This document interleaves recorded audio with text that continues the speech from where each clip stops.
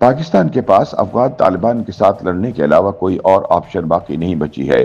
اگر پاکستان کابل اور قندھار پر حملہ کر کے افغان طالبان کو بھرپور جواب نہ دیتا تو طالبان انڈیا کے ساتھ مل کر پاکستان کو تباہ کرنے کی پوری سازش تیار کر چکے تھے۔ معروف اینکر پرسن جاوید چودھری اپنے ایک تجزیے میں ان خیالات کا اظہار کرتے ہوئے کہتے ہیں کہ افغانستان تاریخ میں کبھی بھی آزاد نہیں رہا، یہ ہمیشہ کسی عالمی طاقت کے زیر تسلط رہا ہے، لہٰذا ان سے نمٹنے کا صرف ایک ہی طریقہ ہے، طاقت یا رقم۔ امریکہ انہیں رقم دے کر جان چھڑا چکا ہے، جبکہ ہمارے پاس طاقت کے سوا کوئی چارہ نہیں۔ حالیہ دنوں میں پاکستان نے جس طرح افغان طالبان کو سرحد پر ہونے والے حملوں کا منہ توڑ جواب دیا ہے وہ لازمی ہو چکا تھا، ورنہ یہ ہمیں جینے کے قابل بھی نہ چھوڑتے۔ جاوید چودھری اپنے تجزیے میں بتاتے ہیں کہ افغانستان کا اقتدار اس وقت 35 گورنر، وزراء اور کمانڈرز کے ہاتھ میں ہے، ان میں سے 22 پاکستان کے ساتھ ہیں۔ ان کا خیال ہے کہ ہم ہر مشکل گھڑی میں پاکستان میں پناہ لیتے ہیں، ہم نے اگر اسے ناراض کر دیا تو ہم کل کہاں جائیں گے، جبکہ باقی 13 پاکستان کے سخت مخالف ہیں اور بدقسمتی سے یہ اس وقت فیصلہ کن پوزیشن میں ہیں۔ آپ یہ جان کر حیران ہوں گے کہ یہ 13 طالبان لیڈر بھی برس ہا برس پاکستان میں رہے، جہاں ان کی جی جان سے حفاظت کی گئی۔ اس وقت طالبان کے سپریم لیڈر ملا ہیبت اللہ اخنزادہ ہیں۔ وہ 1979 میں خاندان سمیت کوئٹہ شفٹ ہوئے اور 1996 تک کوئٹہ میں رہے۔ انہوں نے تعلیم بھی پاکستانی مدارس سے حاصل کی۔ وہ سال 2001 میں دوبارہ کوئٹہ میں پناہ گزین ہو گئے۔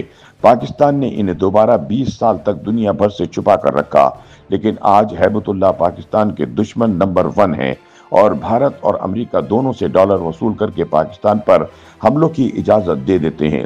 جاوید چودھری بتاتے ہیں کہ صدر ابراہیم طالبان کے نائب وزیر داخلہ ہیں۔ اصل وزیر داخلہ سراج الدین حقانی ہیں، لیکن پاکستانی ہمدرد ہونے کی وجہ سے سپریم کمانڈر نے ان کے اختیارات سلب کر کے صدر ابراہیم کو دے دیے ہیں۔ یہ بھی پاکستان کے سخت مخالف ہیں۔ ان کی زندگی کا بڑا حصہ پشاور میں گزرا اور پاکستان نے ان کی میزبانی کی۔ اس کے بعد ملا عبدالغنی برادر نائب وزیر اعظم ہیں۔ انہوں نے ملا عمر کے ساتھ مل کر طالبان تنظیم بنائی تھی۔ وہ 21 سال کوئٹہ میں رہے، لیکن آج یہ بھی انڈیا اور امریکہ نواز ہیں اور پاکستان سے نفرت کرتے ہیں۔ سینئر اینکر پرسن بتاتے ہیں کہ ملا محمد یعقوب دراصل طالبان کے سابق امیر المومنین ملا عمر کے بڑے بیٹے ہیں۔ یعقوب اس وقت طالبان کے وزیر دفاع اور ڈپٹی کمانڈر ہیں۔ وہ بھی طویل عرصے کوئٹہ میں رہے، لیکن آج کل یہ پاکستان کے مخالف ہیں۔ ان کے ذاتی کردار بارے بھی قصہ سن لیجئے۔ ملا یعقوب سراج الدین حقانی کے گھر میں رہتے تھے، جہاں اسامہ بن لادن کے نائب ڈاکٹر ایمن الزواہری بھی چھپے ہوئے تھے۔ ملا یعقوب نے دوحہ میں امریکیوں کو زواہری کے پناہ گاہ کا بتا دیا اور امریکہ نے 31 جولائی 2022 کو ڈرون حملہ کر کے انہیں مار دیا۔ جاوید چودھری کے بقول ملا یعقوب نے اس وفاداری کا بھاری معاوضہ وصول کیا۔ ان کے بعد ملا عبدالحق واسق طالبان کے انٹیلیجنس چیف ہیں۔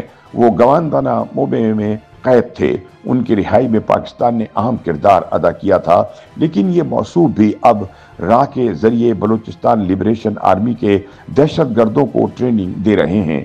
ملا محمد زئی ہلبند، قندھار اور نیمروز میں ٹی ٹی پی اور بی ایل اے کے کیمپس کے نگران ہیں۔ ملا محمد زئی جلاوطنی کے زمانے میں ایران میں رہے تھے۔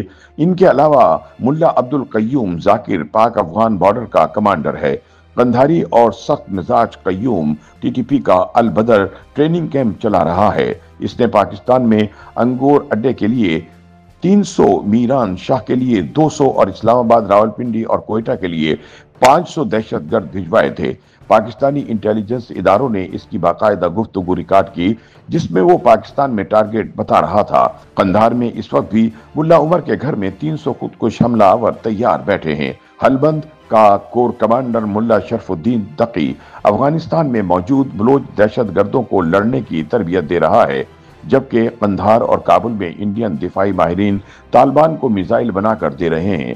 جاوید چودھری بتاتے ہیں کہ پاکستان کے پاس اب لڑنے کے علاوہ کوئی آپشن نہیں، ورنہ طالبان انڈیا کے ساتھ مل کر پاکستان کو تباہ کر دیں گے۔